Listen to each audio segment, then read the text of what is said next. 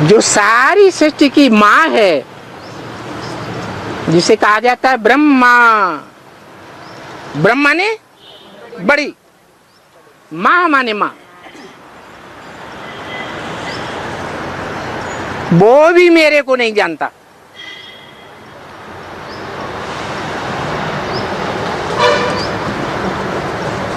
और ब्रह्मा कुमार कुमारी भी मेरे को नहीं पहचान पाते, क्योंकि मैं गुप्त गर्भ काल में ज्ञान गर्भ में रहता हूं।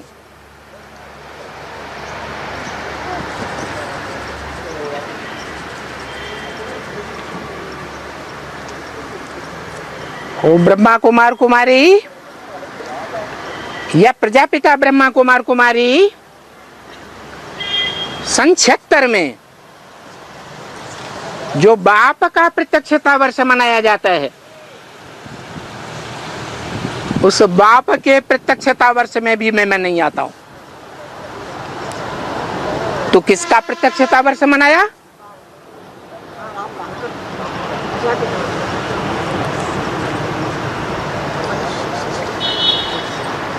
प्रत्यक्षता वर्ष बाप का तो मनाया, लेकिन बेहद के दो बाप हैं। एक है आत्माओं का बाप, निराकार आत्माओं का निराकार बाप। जैसा बाप वैसे बच्चे। सांप लंबा तो बच्चे भी लंबे, हाथी मोटा ताजा तो बच्चे भी मोटे ताजे। बाप अति सूक्ष्म ज्योति बिंदु अणो अणियान समनुस्मरेत्य है, अणु से भी अणुरूप, तो बच्चे भी अणुरूप, बिंदु रूप। बिंदु को चाहे जितना सूक्ष्म बनाते जाओ,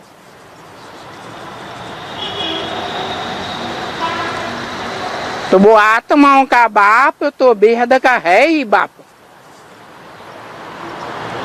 लेकिन इस मनुष्य सृष्टि में मनुष्यों का भी तो बीज रूप कोई बाप होगा, जो मानवीय सृष्टि का बीज कहा जाता है।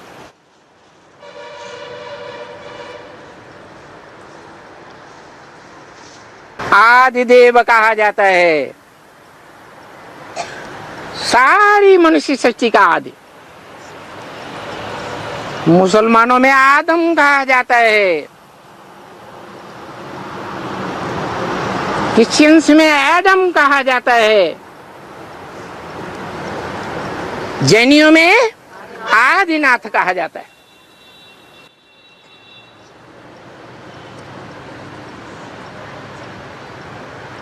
मैं उस मुकर्रर रथ में आता हूं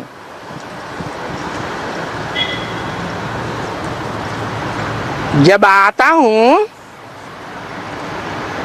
तो एग्जैक्ट कलयुग का अंत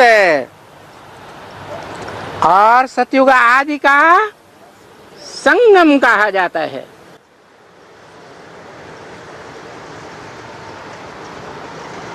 पुरुषोत्तम संगम युग, जिस युग में शरीर रूपी पुरी में शयन करने वाली आत्माओं का बाप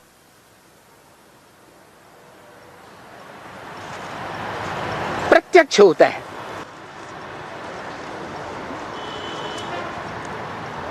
तो सवाल हुआ, 76 में जो बाप का प्रत्यक्षता वर्ष मनाया,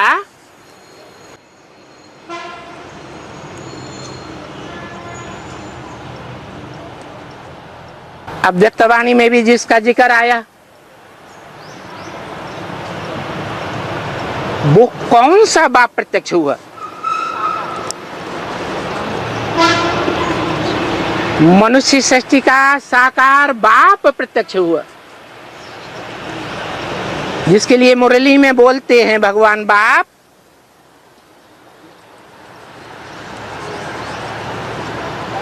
राम बाप को कहा जाता है और कृष्ण बच्चे को कहा जाता है।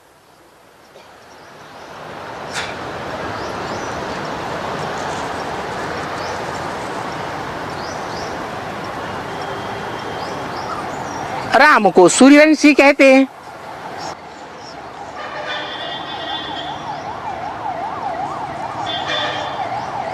गीता में लिखा है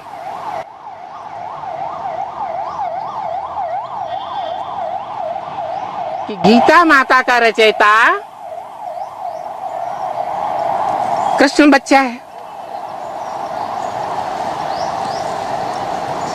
अरे रचयिता बच्चा होता है या बालिग होता है?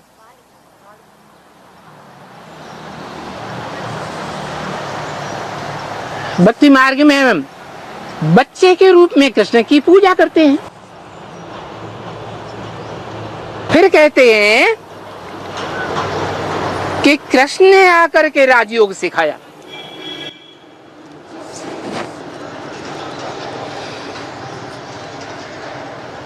राजयोग सिखा करके, राज की बातें बता करके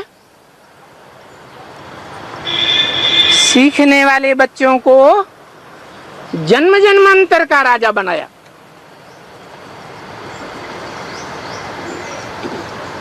जो काम दुनिया का कोई भी धर्म पिता नहीं कर सका,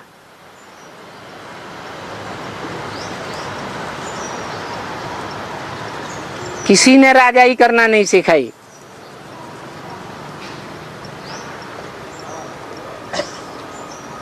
जो भी इस मनुष्य सृष्टि पर आए, मनुष्य मात्र, वो सब अधीन बनाने वाले आए। स्वाधीन किसी ने नहीं बनाया। स्व माने आत्मा, आधीन माने अंदर में रहने वाला।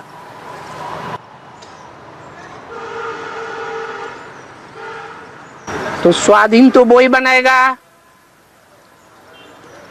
जो सदैव स्वस्थिति में रहने वाला हो।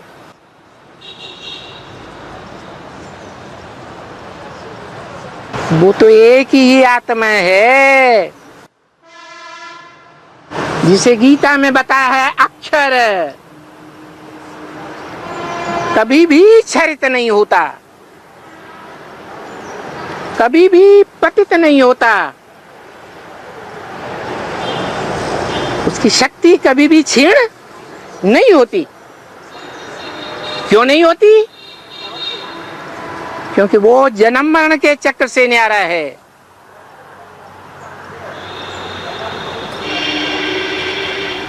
दैहिक जन्म मरण में आता ही नहीं, उसको अपनी देह है ही नहीं, उसकी आत्मा का ही नाम शिव है। और जितनी भी आत्माएं हैं इस रंगमंच पर मनुष्य सृष्टि में, वो सब क्षरित होने वाली है। सुख भोगते भोगते शक्ति क्षीण होती रहती है। भले देव आत्मा ही क्यों न हो, उनकी भी कलाएं कम होती जाती हैं। कलाहीन बन जाते हैं कलयुग के अंत में आकर के। तब मैं आता हूं और कलाहीन मनुष्यों को नर से नारायण 16 कला संपूर्ण बनाता हूं। जिस नारायण के बचपन का नाम कृष्ण कहा जाता है।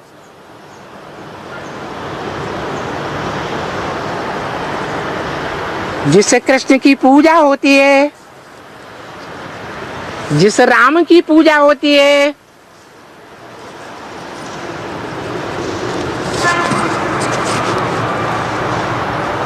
वो पूजनीय बनने का कार्य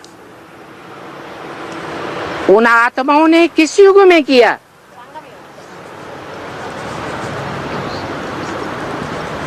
जब पुरुषोत्तम संगम युग पर भगवान बाप आते हैं,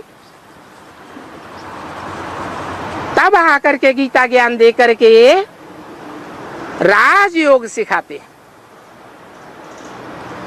अब सवाल पैदा होता है, कृष्ण तो बच्चा, कृष्ण तो 16 कला संपूर्ण, 16 कला संपूर्ण बनाने वाला भगवान,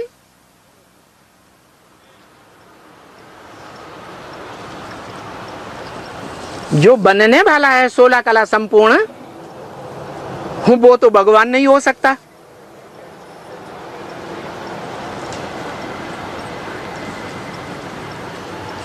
गाते भी हैं, हे कृष्ण नारायण वासुदेव,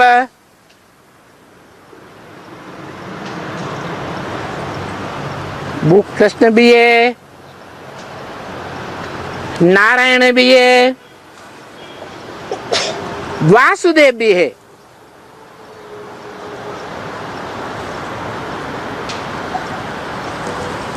कृष्ण का अर्थ होता है आकर्षित करने वाला। सारी मनुष्य सृष्टि को आकर्षित करता है। 500-700 करोड़ मनुष्य आत्माओं को खींच करके, आकर्षित करके आत्मलोक में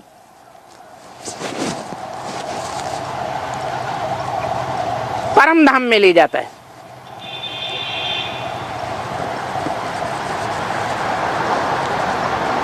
जहां आत्माएं शांत स्वरूप अनुभव करती हैं।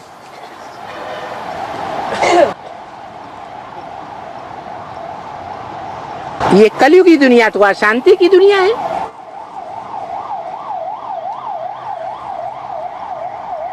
तो अशांति की दुनिया के बीच में रहने वालों को, जो मन बुद्धि से बहुत ही अशांत हो जाते हैं, कलयुग के अंत काल में उनको शांति धाम ले जाता है।